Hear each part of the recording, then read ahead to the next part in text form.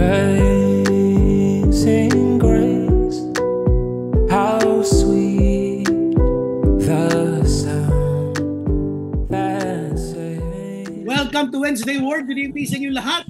At tayo ngayon ay mag-aaral ng kanyang mga salita, Charging Time. At mapapansinin niyo yung bawat isa natin dito, halos lahat tayo puro Christians na. Wala ditong baguhan. Bilang isang Kristiyano, kayo ba nakaranas na kayo manlamig? Yung parang yung bang panlalamig na parang ayaw mo na umattend ng church. Mula na maging Christian tayo, nakaramdam na tayo noon na minsan parang tinatamad ka mag-church, minsan magbasa ng Bible, lalo naman ang umattend ng gawain ng Panginoon. Pero tayo bilang mga Kristiyano ay maraming mga palatandaan binabanggit ang Biblia na tayo ay talagang mga anak na niya. At alam din natin ang sabi ng Bible, tayo ay mga dating mga anak ng kaaway. Sabi anak ng kaaway, yung bang wala tayong ginagawa kundi sundin ang gawa ng kaaway. Nabubuhay tayo sa kasalanan, anumang paisip sa atin ng kaaway ay ginagawa natin dahil wala naman si Lord sa puso natin, wala tayong kapangyarihan paglabanan ang gawa ng kaaway. So mabuti na nga lamang at tayo ay na-born again, yung kapangyarihan ng banal na Espiritu na nasa atin ay nagbibigay sa atin ng kapangyarihan laban sa gawa ng kaaway. Pero tanungin ko kayo, anong katibayan ninyo na ang kaaway ay iniwanan na kayo? Kasi ang kaaway, tatrabahuhin ka niya talaga up to the point na sumuko ka at magawa yung gusto niya. Hindi ka niya tatantanan. Kung si Mike Enriquez, tinantanan na tayo dahil sa investigador kasi nga namatay na siya, pero ang demonyo hindi ka tatantanan. Tatrabahuhin ka niyan maliban na lagi mo pinakikita sa kaaway na siya'y talunan. Kaya ngayong gabi pag-uusapan natin yung katibayan na ikaw ay pinakawalan.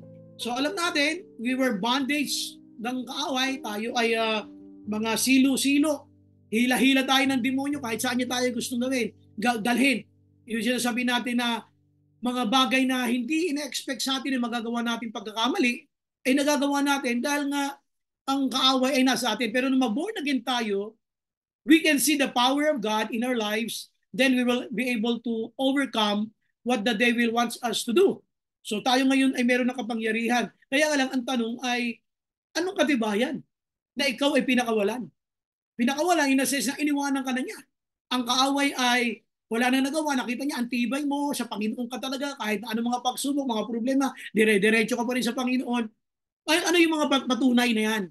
Ano yung mga magsasabing palatandaan na ikaw na nga ngayon bilang kanyang anak ay talagang nagpapatuloy na sapagkat ikaw ay matagumpay ng Kristiyano. Kaya ngayon pag-usapan natin yung katibayan na ikaw ay pinakawalan. Mark chapter 5 verses 1 to 20, this is the story of how the Lord allowed this young man to be released from bondage of Satan. So nirelease niya ito, ang Diyos ang nagbigay sa kanya ng pagkakataon na makawala siya sa demon possession. Kasi nakaposes sa kanya ang demonyo eh. Sinaniba siya ng masamang espiritu at ang ginagawa niya ay mga bagay na mali. At siya ay may mga tao na peperwisyo. Pero nung makialam ang Diyos, sabi ng Bible dito, siya ngayon ay nawala na yung pagkakasanib sa kanya ng masamang espiritu at siya ngayon ay nagpa siyang sumunod sa Panginoon. Ngayon, basahin natin yung verse 1. Mark chapter 5, let's read verse 1.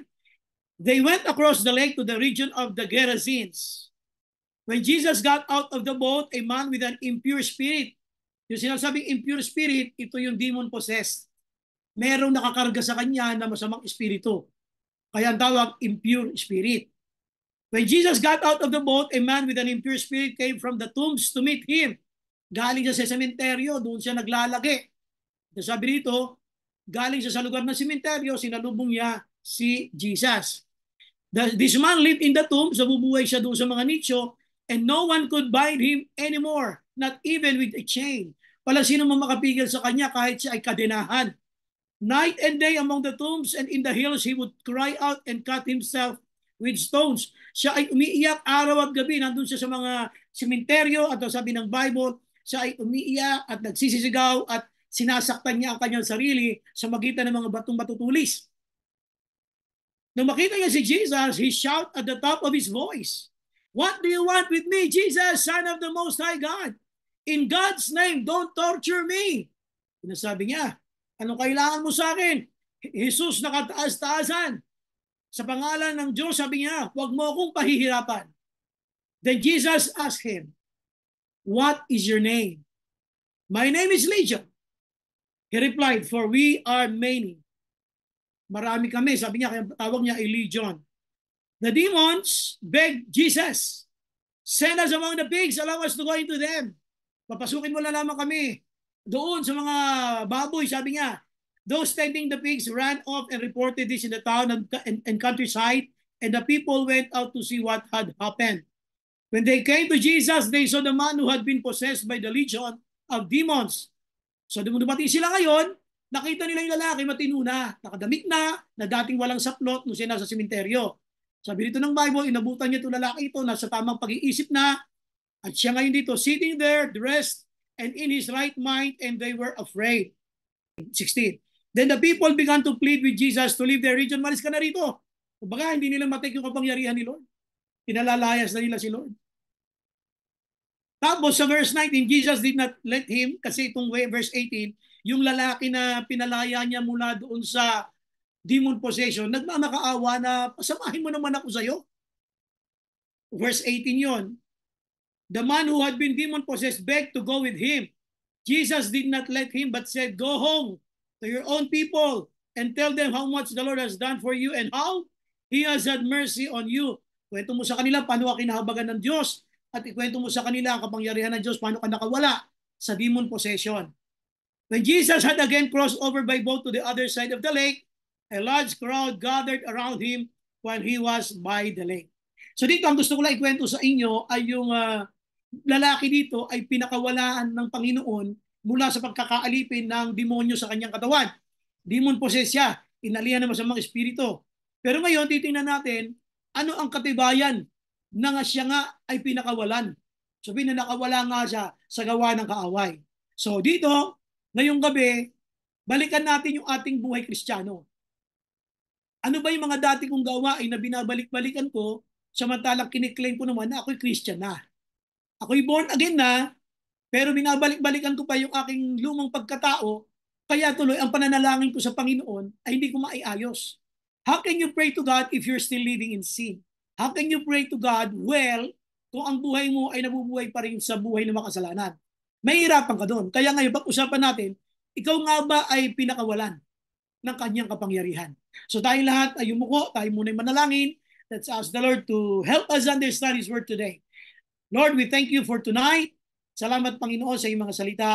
As we study your Word, we ask your Holy Spirit again to be with us as we ask for forgiveness, Lord. Lahat po ng aming mga nagawa, mga sinabi, mga sinadya at hindi sinasadya, Lord, pagpatawad niyo po, nais po namin na mangusap kayo sa aming buhay Kristiyano.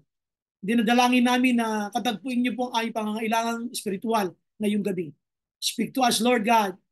Manguna kayo, Panginoon. Buhayin niyo ang aming buhay pananampalataya at gisingin niyo ang aming kalalagayang espiritual.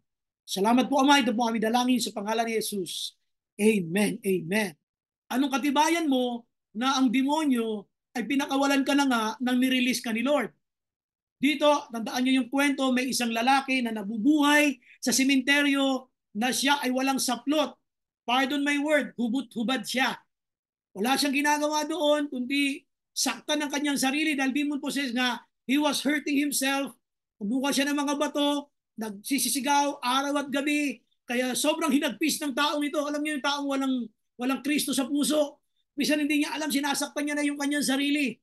At dito ang sabi ng Bible ay nung na-encounter niya si Lord, nung makita niya, grabe yung kanyang recognition sa Panginoon. Sabi niya, Son of God, Jesus, the Son of the Most High God. Sabi niya, huwag mo akong pahirapan. Alam agad niya na i-release ni Lord yung taong yon mula sa kapangyarihan ng masamang espiritu. Ngayon, alam niya, mahirapan sila. So, ano nangyari? So, nag-transfer sila dun sa mga pigs, yun ang request ng demonyo. At pagkatapos yung mga baboy na yon ay tumalon doon sa ilog at sila'y nangalunod. Yung mga nag-aalaga nito ay, sabi ng Bible, ikinuwento ito sa kanilang mga amo At pagkatapos, sabi ng Bible, yung mga taong nakaalam nito ay naglabasan, nagpuntahan lahat sila kung nasaan ang Panginoong Hesus. At nakita nila yung lalaking nga na inaalian ng masamang espiritu ay magaling na. At dito, mayroon na siyang saplot, mayroon na siyang damit. At ang sabi ng Bible, bukod sa mayroon na siyang saplot, he was in his right mind, sitting there beside Jesus. So, isang patunay na tayo ay nakawala na sa kuko ng mga kaaway. Isang patunay na tayo ay nakawala na sa gawa ni Satanas sa ating buhay. Unang-una yung tinatawag na nagpapatuloy. Number 1 po yan ha, nagpapatuloy. Basahin natin yung contrast ng verse 17 at verse 18. Ang sabi ng verses 17 and 18, makikita ninyo yung contrast, yung pagkakaiba ng kanilang hiling. Dahil nasaksihan ng mga taong ito kung gaano ka makapangyarihan ng ating Diyos, natakot yung mga tao. Ang sabi ng 17, no, then the people began to plead with Jesus to leave their region. Alis ka na dito. Nakakatakot ka. Grabe, pati demonyo sumusunod sa'yo, malis ka na dito. Yun yung sabi ng mga tao hindi nakakakilala sa kanya. So nagmamakaawa sila na please lang, umalis ka na dito. Pero alam nyo yung demon possessed na pinakawalan ng Panginoon? Sabi ng 18, as Jesus was getting into the boat, nung siya pasakay na sa boat, the man who had been demon possessed, sabi yung dating inaalian ng masamang espiritu, sabi ng Bible, siya naman ngayon ang nagmakaawa. Ang kanyang magmamakaawa ay, Lord, please, isama mo ako. Wow. See? Tingnan niyo yung 18, no? As Jesus was getting into the boat, the man who had been demon-possessed begged to go with him. Pagkatapos ng pagpapala ay ang pagpapatuloy. Ito yung gusto kong makita natin bilang mga Kristiyano. Pagkatapos ng answered prayer, dapat nagpapatuloy tayo. Pagkatapos na ayusin ng Diyos ang kanyang buhay, siya ay nagpapatuloy. Ganon din tayo. Ano-ano na mga prayer request mo? Nagpapatuloy ka ba sa Panginoon? O pagkatapos ng prayer request, humahanap ka na ng mga excuses para hindi matuloy ang iyong paglilingkod. Humahanap ka ng mga para-paraan para hindi makapag-serve kay Lord. Ganon tayo. Nung pinagpala tayo noon, nung sumagot si Lord sa ating mga prayer, para-paraan na tayo para wag maka-attend ng prayer meeting, para-paraan na para hindi makarating ng Wednesday word, para-paraan na para hindi makapag-church. Dito ang isang katibayan na ikaw ay pinakawalan, nagpapatuloy. Pagkatapos ayusin ng Diyos ang buhay mo, dapat ikaw ay nagpapatuloy, dapat tayo ay nagpapatuloy. Yung mga hindi nakaranas ng kapangyarihan ng Diyos, ano ang sabi rito ng Bible? Yung mga taong nakasaksi, pinalalaya sila si Jesus. Anong sabi na? Umalis ka po dito. Ayaw nilang nandoon si Lord. Bakit ayaw nilang nandoon si Lord? Kasi nga naman, natatakot sila sa kanyang kapangyarihan. Samantalang itong lalaking ito ay, ang sabi ng Bible, nagmamakaawa siya, pero pinagmamakaawa niya iba. Lord, sasama po ako. Alam niyo, naalala yung isang alagad na, Lord, where shall we go? You have the words of life. Panginoon, saan pa ba kami pupunta? Nasa iyo ang salita ng buhay. Kumusta tayo mga kapatid? Ano ba mga naging attitude natin nung tayo ay nakaranas ng mga answered prayer? Nagplano ka rin bang mamahinga sa iyong paglilingkod sa Panginoon? Nagplano ka rin ba na sakana kapag okay na ang aking buhay? Tandaan nyo, sabi dito ng Bible, pagkatapos makaranas siya ng pagpapalang he doesn't deserve kasi he never asked God to free him. Yung pakawalan siya mula sa pagkakaalipin ng demonyo.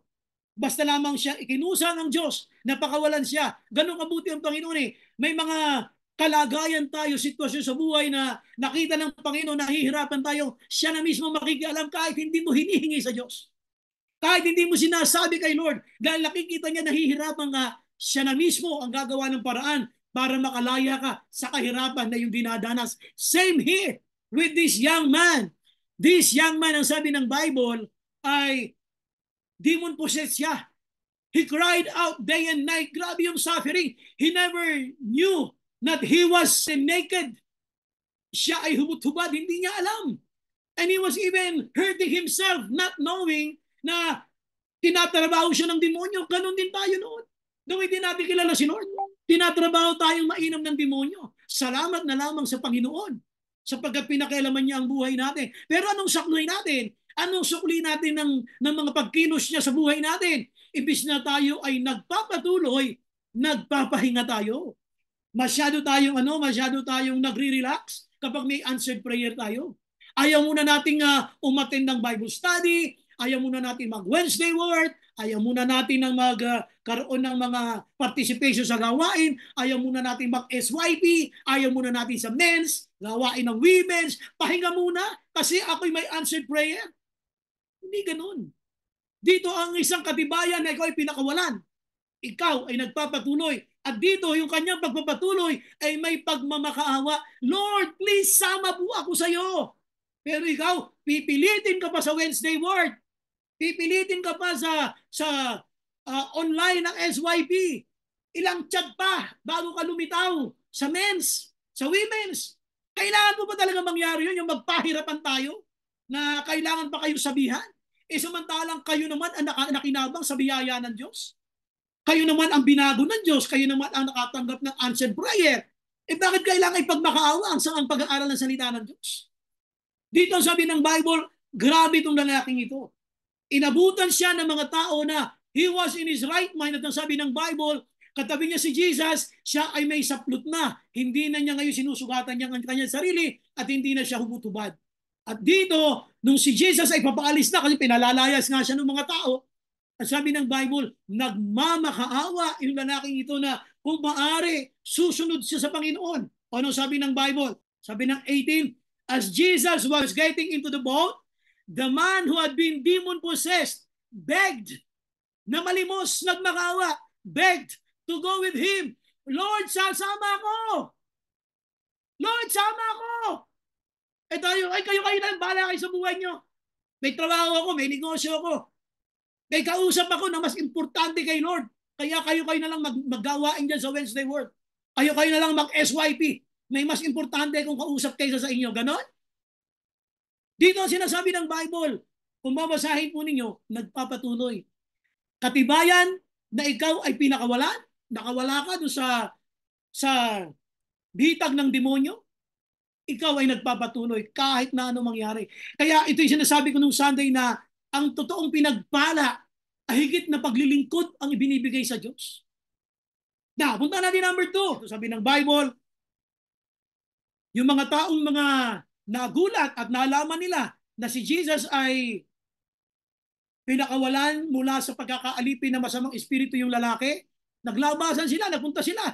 Nasaan ba yung taong na yan, yung sinasabi mong nagpakawala doon sa demonyo na yan na nakasanib sa lalaking yan? Verse 15, when they came to Jesus, nung makarating sila kay Jesus, they saw the man. Nakita na nila yung lalaking pinakawalan ni Lord mula sa pagkakaalipin ng demonyo. When they came to Jesus, they saw the man who had been possessed. Nakita nila lalaki yung dating na possessed, who had been possessed by the legion of demons. Ano ang ginagawa ng lalaki? He was sitting there, dressed and in his right mind, and they were afraid. Kita niyo yun? Hindi umalis yung lalaki. Nakakahiya tayo sa lalaking sinaniban ng masamang espiritu. Bakit po? Nakakahiya tayo kasi yung lalaking yon, pagkatapos pagpalain, hindi umalis sa tabi ni Jesus. Tayo pag pinagpala, nilalayasan natin si Jesus. Hindi siya umalis hanggang sa natukoy siya. Ito pala yung taong to na pinagpala ng Diyos ng kanyang kapangyarihan. Ito pala yung taong to na dating sinasaniban ng masamang espiritu, ngayon ay okay na. At ang sabi ng Bible, now in his right mind. Anong sinasabi natin? Nakita ng mga tao kung sino yung pinagpala ng Diyos. Ito hindi lang yung nagpapatuloy, ang pangalawa, nagpapatukoy. Pinpointed, nagpapatukoy. Hindi siya umalis upang sabihin sa kanila, oo nga ako yun. Ako nga yun, yung dating demon possessed, ako yun. Pinagaling ako ni Jesus, ako yun. Hindi siya umaalis. He is allowing himself to be used for the glory of God. Tayo pag pinagpala, tayo ay nawawala. Para-paraan. Ayaw munang maglingkod kay Lord. Magkakape muna ako sa Starbucks. Bahala kayo habang nag-Wednesday word kayo. Habang kayo nag-SYP, mag-Starbucks muna ako. Pagtapos na kayo, tsaka na ako lilitaw. Ayaw natin sumama Ayaw nating magpatukoy. Patukoy ka na ikaw ay dahilan kung bakit ang Diyos ay naranasan mo kasi pinagpala ka ng Panginoon. Lahat na nakaranas ng pagpapala ng Diyos, dapat natutukoy tayo. Yan yung brother na alam ko mahirap lang dati buhay niya pero nung na-born again, inaayos ng Lord ang buhay niya eh. Oo, kasi nagpatuloy yan. Dapat tayo, hindi lang tayo nagpapatuloy, nagpapatukoy. Tayo yun. Sino yun? Wala na kasi, wala na dito eh. Malis na eh. Ganon? Ba't ayaw mong hayaan na yung ibang tao ay makita ang buhay mo, marinig kung ano ang yung patotoo katulad ng lalaking ito? Dapat magamit tayo ni Lord pagkatapos tayo makaranas ng pagpapala. Hindi siya umalis eh. Where was this man? He was sitting beside Jesus and he was in his right mind. Nakita niyo yung description na yon? Siya ay hindi nabaliw, siya ay nasa tabi ni Jesus na inabutan ng mga taong to. At ang description, he was in his right mind. Ang description, pag tinagalog mo, siya ay nasa tama ng kaisipan. Yung mga tao na nasa tamang kaisipan lamang ang nananatili kay Lord pagkatapos pagpalain. Iba pag pinagpala na, nawawala na. Huwag kang sumama doon. Magpatukoy ka. Sabihin mo, ako yun. Ako yun, yung binayayaan ng Diyos na yun. Ako yun. Huwag kang nawawala. Dapat lagi kang kasama sa Wednesday Word. Sa gawain ng men's, sa gawain ng women's, sa gawain ng SYP. Dapat lagi kang kasama. Kasama ka nagpapatotoo, you testify what God did. Ang sabi nito ng Bible, kung mapapansin niyo ang description sa kanya, he was sitting beside Jesus after the blessing. He did not leave Jesus. Many of us left Jesus alone pagkatapos tayong pagpalain. And he was in his right mind. Yung mga tao lamang na hindi nang iiwan kay Lord, yun lamang ang sasabi ng Bible na they were in their right mind. It is my prayer na pagkatapos na gumawa ng himala niyo sa buhay mo, huwag kang mawawala. Stay with Jesus. Testify God's goodness. Huwag kang mawawala. Huwag kang aalis sa tabi. Ikaw ang magsabi sa kanila na, opo, ako yun. Opo, ako yun. O ako yung merong prayer request na ganito na akala ko hindi masosolve ang problema ko. Pero inayos ni Lord, opo, ako po yun. Opo, ako yung dating walang damit. Ako po yung dating walang saplot na biniyayaan ng Diyos. Pinakawalan niya ako mula sa masamang gawa ng masamang espiritu. Opo, ako po yun. Use your life. Paggamit ka. Ano gusto mo? Yung saka ka na lang uli lalapit sa Panginoon pag walang-wala ka na uli? Alam niyo, sakit ng mga Kristiyano yan. Pagtaos tayo pinagpala, humahanap tayo ng mga pamamaraan kung kailan tayo magpapahinga. Gusto natin mag-relax ka agad pagkatapos ng pagpapala. Yan po ay kasalanan. Tigilan yan. Yan po ay maling-mali. Hayaan mong gamitin ka ng Panginoon pagkatapos na mayroong himala, mayroong answered prayer, ikaw ang magsasabi sa mga tao, opo, ako po yung dati na ganito ang buhay ko, ngayon inayos ako ng Panginoon. Puntahan po natin yung pangatlo. Katibayan na pinakawalan. Number 1, nagpapatuloy. Number 2, nagpapatukoy. Hindi umalis. Nandun sa tabi. Hinayaan niya abutan siya upang siya'y matanong at masabi niya kung ano ang ginawa ng Panginoon sa kanya. At pangatlo, babalik ulit tayo dito sa verse na binasa natin. Samahan po ninyo ako dito sa verse 20. So dito kasi sabi ng Bible, nakikiusap ang lalaking ito na kung pwede na siya ay isama ni Lord. Tingnan niyo verse 19 muna ha. O bago 19, 18 muna. As Jesus was getting into the boat, the man who had been demon-possessed begged. Take note of the word beg. Nagmakaawa. Lord, sama ako. Grabe naman to. Kakahiya naman dito sa lalaking to. Kailangan ba tayo ma-demon-possessed para nakita lamang natin ang ganitong klase ng himala at magmakaawa tayo kay Lord? Sabi nga dito, Lord, sama ako. Pero ano ginawa ni Lord sa 19? Tingnan niyo po yung 19. Jesus did not let him. Hindi siya pinayagan ni Lord. Anong ginawa ngayon ni Lord? But Jesus said, go home to your own people. Balik ka sa bahay nyo, doon sa sarili nyong mga kapitbahay. Tell them, how much the Lord has done for you. Sabihin mo sa kanila kung anong ginawa ng Panginoon sa iyo and how He has had mercy on you, kung paano ka kinahabagan ng Diyos. So ngayon, Ang sinasabi lang dito ni Lord, huwag kang sumama sa akin. Gusto ko gamitin ko ang buhay mo na i-testify mo sa ibang mga tao ang ginawa sa iyo ng Panginoong Diyos at kung paano kanya kinahabagan. Ayun o, sabi ng Bible, and tell them, sabi niya, how much the Lord has done for you and how He has had mercy on you. Yung kahabagan ng Diyos. So dito sabi ng Bible, so the man, 20, so the man went away and began to tell in the Decapolis, that is, the 10 cities. Tandaan niyo po ha, yung Decapolis, the 10 cities, how much Jesus had done for him, and all the people were amazed. So dito, nag-testify siya. Kaya kung makikita nyo, sabi dito ng Bible, na siya ay nagpatotoo at sinabi niya sa ibang mga tao na kung gaano kabuti ang ating Panginoon. So anong sabi dito ng Bible? Huwag kang sumama sa akin. Humayo ka. Sabihin mo sa kanila ang ginawa ng Panginoong Diyos sa iyo. Ano yung number 3? Pagpapatunay. Ayan. Una, pagpapatuloy, pagpapatukoy, at pagpapatunay. Patunayan mo. Gusto kong gamitin ang buhay mo. Testify to the 10 cities of Decapolis what the Lord did to your life. Paano ka biniyayaan ng Diyos, paano ka kinhabagan, and how much the Lord has done for you. Mga kapatid, kumusta ka? How much you testify the goodness of God? O hindi natin ma-testify kasi ang sinasabi natin, walang dahilan para ipatotoo ko si Lord kasi ako ang magaling, hindi si Lord. Kaya lang naman tayo nahirapang i-testify si Lord pag ang hinangaan mo, sarili mo, hindi si Lord. Pagka ikaw ay humanga sa katawan mo at hindi sa Panginoon, hindi mo i-testify kasi ang gusto mong pupurihin ikaw. Ang gusto mong pupurihin at dadakilain ay sarili mong gawa.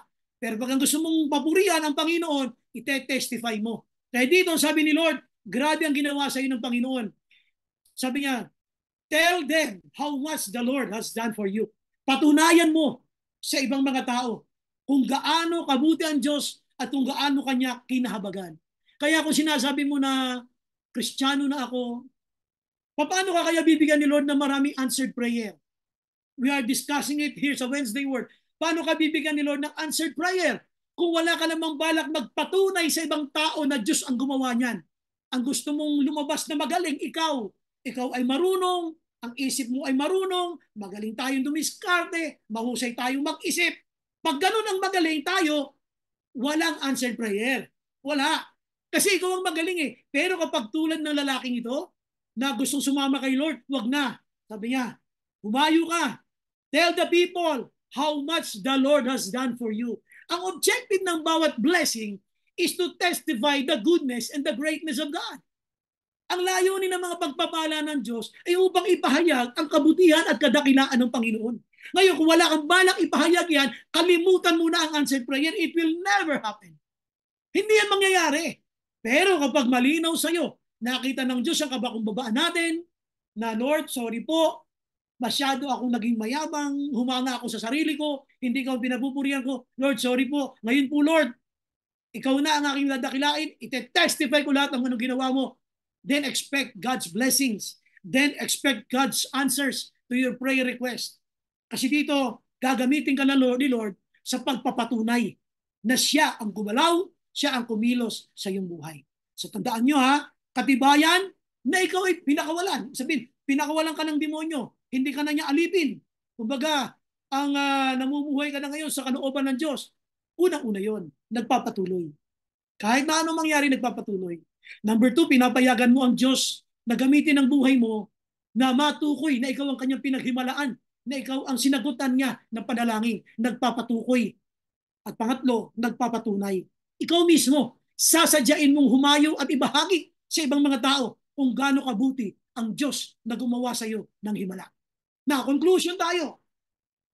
Ito lang ang conclusion natin. Nagpapahayag ang nakawala sa bitag. Ulit ha? Nagpapahayag ang mga nakawala sa bitag. Nakawala tayo sa bitag ng demonyo. We were possessed. Ang tunay nakawala sa bitag ng demonyo, nagpapahayag. Sabi ni Lord, humayo ka. Ipahayag mo how much the Lord has done for you. Ipahayag mo ang aking ginawa sa iyong buhay. So, dito makikita ninyo kung gaano kabuti ang ating Panginoon. Kaya, Mga kapatid, isipin natin mabuti na ang layunin ng pagsagot ng Diyos sa ating mga prayer request ay ang ipahayag ang kanyang kabutihan. Kaya kung sa tingin mo ay ikaw ay pinakawalan, ikaw ay nakawala sa bitag, ikaw dapat ay nagpapahayag. Amen. Magandang gabi sa inyo lahat. Welcome sa ating Wednesday Word. Amazing